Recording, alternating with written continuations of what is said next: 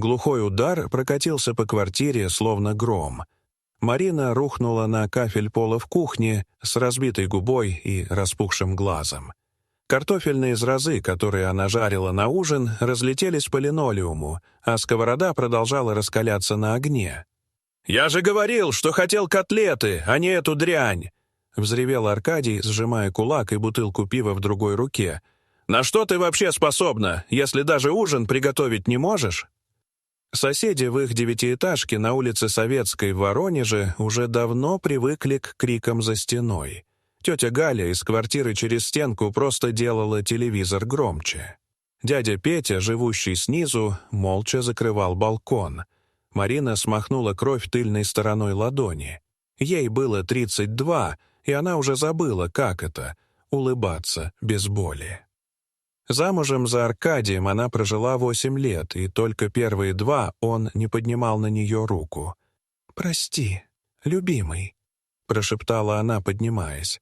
«Сейчас приготовлю тебе яичницу с сосисками. Как ты любишь». Аркадий скривился.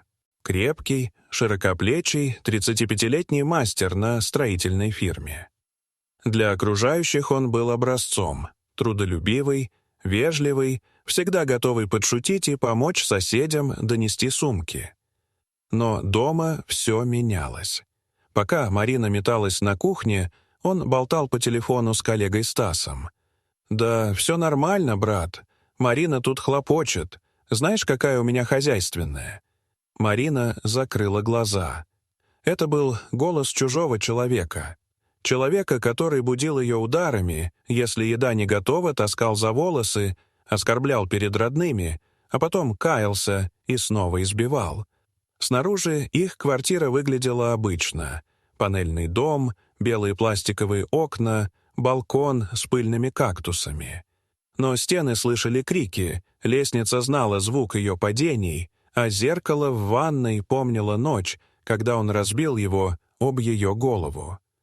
Когда она поставила на стол тарелку, Аркадий попробовал и снова сморщился. «Пересолено. Ты ничего не умеешь, женщина». Он запустил тарелкой об пол. Фарфор разлетелся. Марина бросилась собирать осколки, но он схватил ее за волосы. «Оставь, уберешь завтра. А сейчас готовь заново». Соседи считали ее неуклюжей. Аркадий с печальным видом говорил: «Упала в ванной». И все верили. Кто усомнится в Аркадии, мужчине, который всегда улыбается и здоровается первым? Через несколько недель Марина шла по рынку в темных очках. Рядом шла ее младшая сестра Ирина, неся пакет с овощами. «Марина, хватит врать. Я не верю, что ты снова ударилась об шкаф». Марина сделала вид, что изучает капусту. Слишком резко встала. Аркадий просто отругал. «Он тебя отругал или ударил?» Прямо спросила Ирина. Обычно это были намеки, но теперь прямой вопрос. Марина застыла, а потом сказала: «Не говори глупостей. Аркадий хороший человек, ответственный, работает много. Я знаю тебя всю жизнь. Ты больше не улыбаешься, всегда в синяках. Думаешь, я не вижу?» Спросила Ирина, но тут у Марины зазвонил телефон. На экране Аркадий. «Где ты?» «Я дома. Жрать нечего. У тебя 15 минут». Марина побледнела. «Ира, мне надо идти». «Он тебя ударит, если ты не прибежишь. Марина, это ненормально». Но Марина уже спешила к остановке. В голове она репетировала извинения.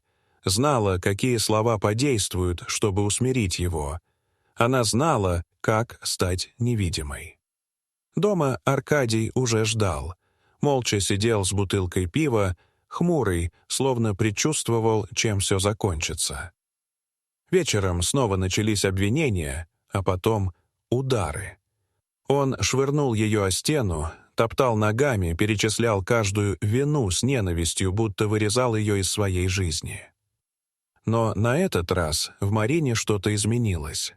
Это не был страх, это была кристально ясная решимость. Она поняла: никто не поможет. Либо она выберется, либо погибнет. Наутро, едва рассвело, Марина поднялась. Тело болело, но сердце было спокойным. Она посмотрела на спящего Аркадия. Он храпел, не подозревая, что прошлой ночью сам разбудил ее силу. Впервые за годы Марина не чувствовала страха, только отвращение. На кухне, пока заваривался чай, она достала из хлебницы старый конверт. Там лежали деньги и документы, паспорт и копия диплома филолога. Она вспомнила, как когда-то мечтала стать учителем. «Когда-нибудь вернусь», — говорила себе. Сегодня настал этот день. Всю неделю она готовила побег. Знала, что по субботам Аркадий играет с друзьями в футбол. Именно в тот день она надела пальто, спрятала документы и деньги в рюкзак, натянула темные очки и пошла на вокзал. Купила билет и уехала. В Нижнем Новгороде она сняла скромную комнату, назвалась новым именем Мария Соколова и подала заявление о восстановлении документов, заявив, что паспорт утерян. Так началась ее новая жизнь. Сначала она устроилась уборщицей в детский частный центр. Зарплата была небольшой, но коллектив оказался теплым, и, главное, никто не знал ее прошлого. Постепенно она наладила контакт с директором и однажды призналась, что имеет педагогическое образование. Тот удивился, но дал шанс. Через 3 месяца Мария уже вела занятия по подготовке к школе. Параллельно она ходила к психологу по бесплатной программе для женщин, пострадавших от домашнего насилия. Впервые за годы она заговорила о своей боли, унижениях и страхе. Это не вернуло прошлое, но помогло построить будущее. Через год Мария получила диплом о профессиональной переподготовке. Коллеги уважали ее, дети обожали, родители благодарили. Она сама стала вести группу поддержки для женщин, сбежавших из насильственных семей. И однажды она решила вернуться в родной город, но уже не как жертва, а как специалист и свидетель. Она собрала истории других женщин, пострадавших от Аркадия, обратилась к юристу и подала иск. Суд длился месяц и завершился приговором — 12 лет лишения свободы. Когда Аркадия увели в наручниках, Мария, бывшая Марина, чувствовала не радость, а покой. Она знала, дверь в прошлое закрыта. Перед ней распахнулось новое, здоровое будущее.